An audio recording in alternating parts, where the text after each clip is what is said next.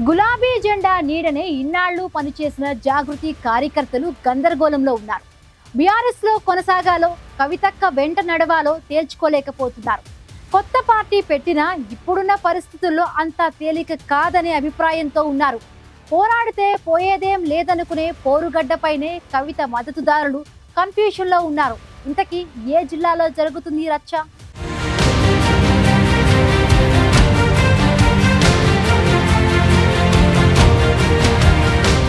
అన్నతో విభేదించారు. తండ్రి తీరుతో మనస్తాపం చెందారు. వారి చుట్టూ ఉండే ముఖ్య నేతలపై మాటలతో విరుచుకుపడ్డారు. కానీ అమ్ముల పొదిలో బాణాలు అయిపోవడంతో ప్రస్తుతం పొలిటికల్ క్రాస్ రోడ్స్ లో నిలుచున్నారు. బీఆర్ఎస్ నుంచి సస్పెండ్ అయిన తర్వాత ఏం చేయాలో తెలంగాణ జాగృతి అధ్యక్షురాలు కవితకు అంతు పట్టడం లేదు.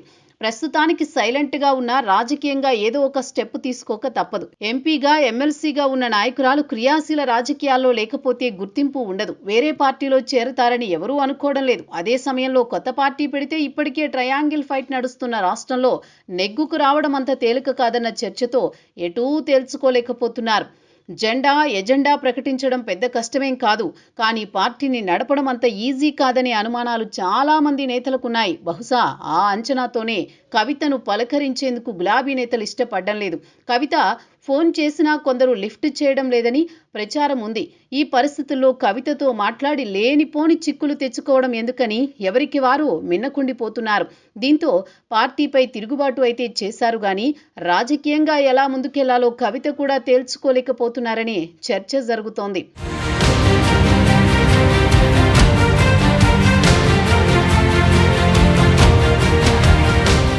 తెలంగాణ ఉద్యమం నుంచి కలిసి పనిచేసిన నేత కవితని బీఆర్ఎస్ పార్టీ నుంచి సస్పెండ్ చేయడంతో ఉమ్మడి వరంగల్ జిల్లా గులాబీ శ్రేణుల్లో అయోమయం నెలకొంది.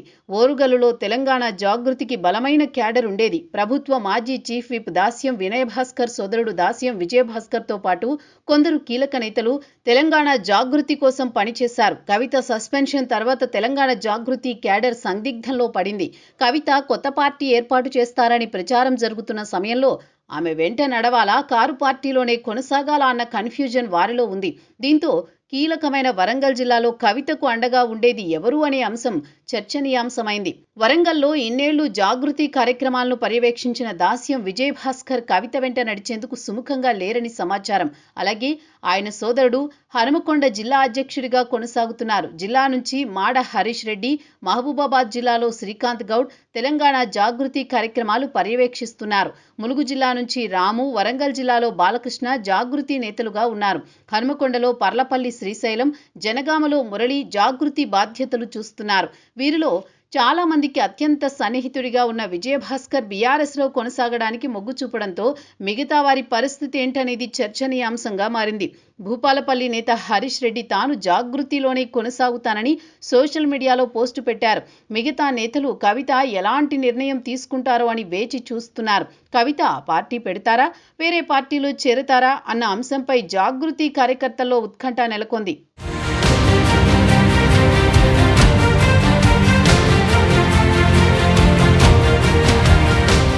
సొంత పార్టీ పెడితే ఏం చేయాలి, వేరే పార్టీలో చేరితే ఎలా వ్యవహరించాలి అనే దానిపై కవిత తీసుకునే నిర్ణయానికి అనుగుణంగా అడుగులు వేయాలని ఉమ్మడి వరంగల్ జిల్లా నేతలు భావిస్తున్నారు. మాజీ మంత్రి సత్యవతి రాథోడ్, మహబూబాబాద్ మాజీ ఎంపీ మాలోతు కవిత గతంలో తెలంగాణ జాగృతి అధ్యక్షురాలు వెంట చాలా కార్యక్రమాలకు హాజరయ్యారు. అయితే కవిత బీఆర్ఎస్ పై చేసిన ఆరోపణలకు సత్యవతి రాథోడ్ స్ట్రాంగ్ కౌంటర్ ఇచ్చారు. దీంతో కారు పార్టీ కీలక మహిళా నేతలు కవిత వెంట నడవరని చెబుతున్నారు. కవితను ఈ విషయమే కొంత కలవర పెడుతున్నట్టు కనిపిస్తోంది. ఇక ఉమ్మడి వరంగల్ జిల్లాలో బీఆర్ఎస్ మాజీల్లో ఎవరికీ కవితతో పెద్దగా సత్సంబంధాలు లేవు. వారితో పాటు పార్టీలో చెప్పుకోదగ్గ నేతలెవరూ కవితతో టచ్లో లేరని సమాచారం.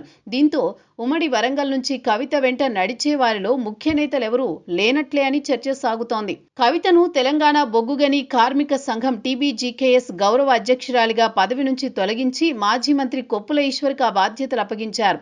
ఈ క్రమంలో కవితతో పాటు టీబీజీకేఎస్ నుంచి హెచ్ఎంఎస్లోకి పెద్దగా క్యాడర్ వెళ్లలేదు. బీఆర్ఎస్ నుంచి సస్పెండ్ అయిన కుటుంబానికి దూరమైన కవిత ప్రస్తుతం ఎలాంటి నిర్ణయం తీసుకునే పరిస్థితి లేదు. రాజకీయ బలగంతోనే ముందుకెళ్లాలనే ఆలోచనతో ఆమె కార్యాచరణ సిద్ధం చేస్తున్నట్టు కనిపిస్తోంది. రాజకీయ వేదికతోనే తలపడేందుకు ఆమె నిర్ణయించుకున్నట్టు చెబుతున్నారు. మరి భవిష్యత్తులో కవిత వెంట ఉమ్మడి వరంగల్ జిల్లా నుంచి ఎవరు తోడుంటారో, ఎవరు దూరం అవుతారో వేచి చూడాల్సిందే.